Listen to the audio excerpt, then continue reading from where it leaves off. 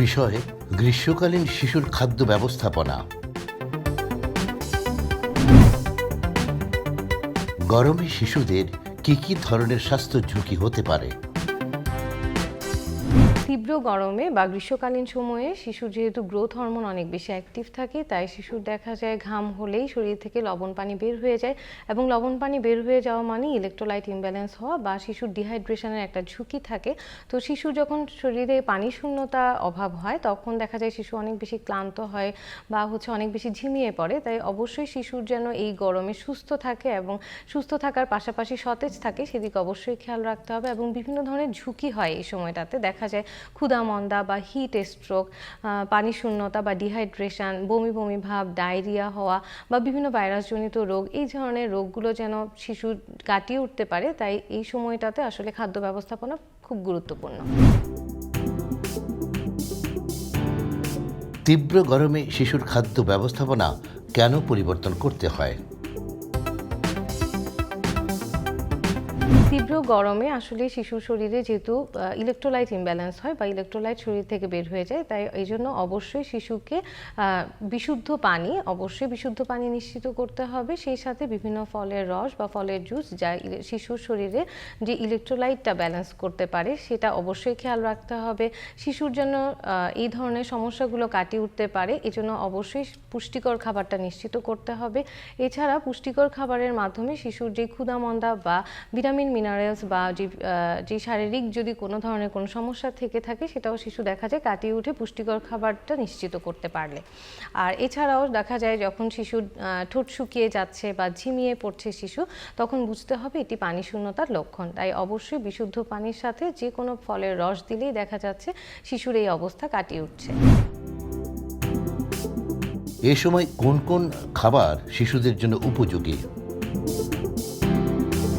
এই সময়ে আসলে শিশুর জন্য অবশ্যই তরল এবং সতেজ বা ফ্রেশ যে খাবারগুলো আছে, এগুলো অবশ্যই উপযোগী। তরল খাবারের মধ্যে দেখা যায় পাতলা খিচুড়ি, সুজি বা বাসায় দুধ বা দুধ জাতীয় যে কোনো খাবার হতে পারে। এছাড়াও বিভিন্ন ফলের রস হতে পারে, ডাবের পানি বা ঘরে তৈরি স্যালাইন দেওয়া যেতে পারে। যদি অতিরিক্ত পরিমাণে শিশুর ঘাম হয়, সেক্ষেত্রে অবশ্যই স্যালাইন, বাসায় বানানো স্যালাইন দিতে পারেন।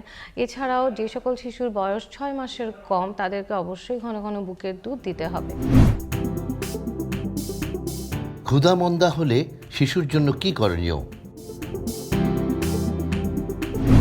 তীব্র গরমে দেখা যায় শিশুর অস্থিরতা অনেক বেশি বেড়ে যায় এবং শিশুর বারে বারে দুর্বল বা ক্লান্ত হয়ে পড়ে, ঘুমাতে চায় না। তো এক্ষেত্রে আসলে শিশুর ক্ষুধামন্দা হওয়া খুবই স্বাভাবিক। তো শিশুর যখন ক্ষুধামন্দা হয় বা খিদা কম লাগে বা খেতে চায় না, শিশু আসলে অরুচি বোধ করে, তখন শিশুর যা পছন্দের খাবার আছে, রঙিন শাকসবজি বা শিশুর যে সকল ফল পছন্দ করে, এসব দেওয়া যেতে পারে। লেবুর রস বা লেবুর তৈরি, লেবু পুদিনার তৈরি যে কোনো শরবত হতে পারে বা কমলার রস হতে পারে। এই ধরনের যে খাবারগুলো আসলে শিশু খেতে চায়, সেই খাবারগুলোকে একেবারেই ফ্রেশ করে বানিয়ে যদি শিশুকে দেওয়া যায়, তাহলে দেখা যায় শিশুর ক্ষুধামন্দা ভাবটা অনেকটা কমে যায়। শিশুকে জোর করে খাওয়ানো যাবে না, কিন্তু শিশুকে বারে বারে খাবারের জন্য উৎসাহ প্রদান করা যেতে পারে। এতে শিশুর ক্ষুধামন্দা ভাব অনেকটাই কমে আসবে।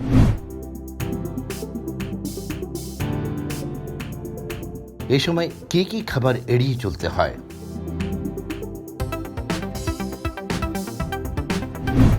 এই সময়ে আসলে শিশুর জন্য যে সকল খাবার আসলে গুরুপাক খাবার, মানে যেগুলো আসলে আমাদের শরীরে সহজে হজম হয় না, এই সকল খাবার একেবারে এড়িয়ে চলতে হবে। সহজপাচ্য যে খাবারগুলো হয়, যা আমাদের হজমে সাহায্য করে, সেই ধরনের খাবার অবশ্যই শিশুকে দিতে হবে।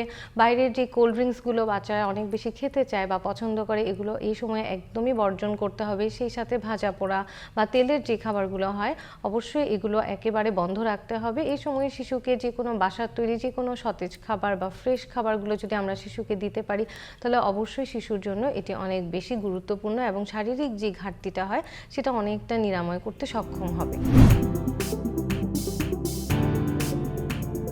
শিশুদের মায়েদের প্রতি আপনার পরামর্শ কি?